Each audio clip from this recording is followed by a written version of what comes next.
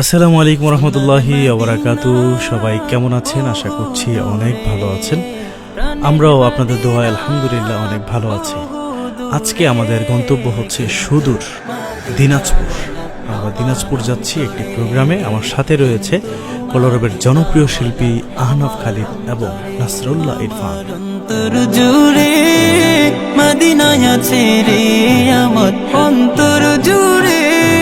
তারপর ডাক আসলো সৈয়দপুর, কারা যাবেন দ্রুত চলে আসেন।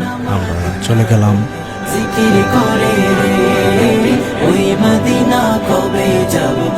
এমন একটি সুন্দর গাড়িতে করে আমাদেরকে নেওয়া হচ্ছে, যেখানে বিমানটি আমাদের জন্য ওয়েট করতেছে।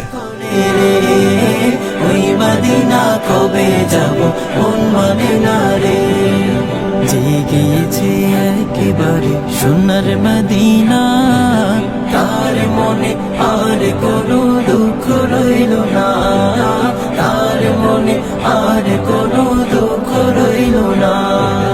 যে গিয়েছে একেবারে সোনার মদিনা, তার মনে আর কোনো দুঃখ রইল না, তার মনে আর কোনো দুঃখ রইল না। আমার অন্তর জুড়ে মদিনায় আছে রে, আমার অন্তর জুড়ে মদিনায় আছে রে। মদিনা মদিনা বলে জিকির করে রে, ওই মদিনা কবে যাব মন মানে না রে। মদিনা মদিনা বলে জিকির করে রে, ওই মদিনা কবে যাব মন মানে না রে। রাসূল তুমি শোনো গো আমার ফরিয়াদ, চমকেতে বাড়িয়ে দাও নূরানি হাত, চমকেতে বাড়িয়ে দাও নূরানি হাত। রাসূল তুমি আলহামদুলিল্লাহ, আমাদের বিমানটি ইতিমধ্যে আকাশে উঠতে শুরু করেছে। চমকেতে বাড়িয়ে দাও নূরানি হাত, চমকেতে বাড়িয়ে দাও নূরানি হাত। আমার অন্তর জুড়ে আকাশের যে কি সৌন্দর্য, আল্লাহ যে কত সুন্দর করে আমাদের এই পৃথিবীটাকে সৃষ্টি করেছে, যারা বিমানে উঠেছেন তারাই উপলব্ধি করতে পেরেছে। তো এদিকে দেখতে দেখতে খাবার নিয়ে এসেছে, আপনাদেরকে দেখাচ্ছি। আমাদের নবইয়ারে কি খাবারটা আমাদেরকে আজকে দিয়েছে। এটা হচ্ছে একটি ছোট একটি প্যাক, এটার মধ্যে রয়েছে একটি টিস্যু, একটি বার্গার আর একটি ছোট্ট একটি বিস্কিটের প্যাকেট। খাবার শেষ হতে না হতেই আমরা চলে আসলাম সৈয়দপুর বিমানবন্দরে। আমাদের বিমানটি ল্যান্ড করছে।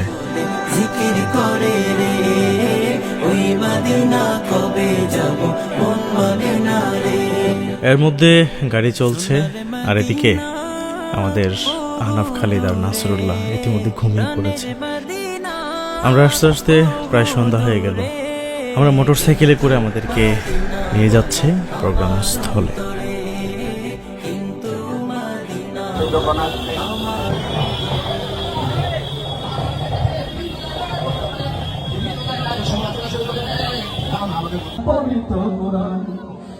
কেমন করে কোরআন ধ্বংস আগুনের হতেছে, কবে কেমন করে কোরআন ধ্বংস আগুনের হতেছে।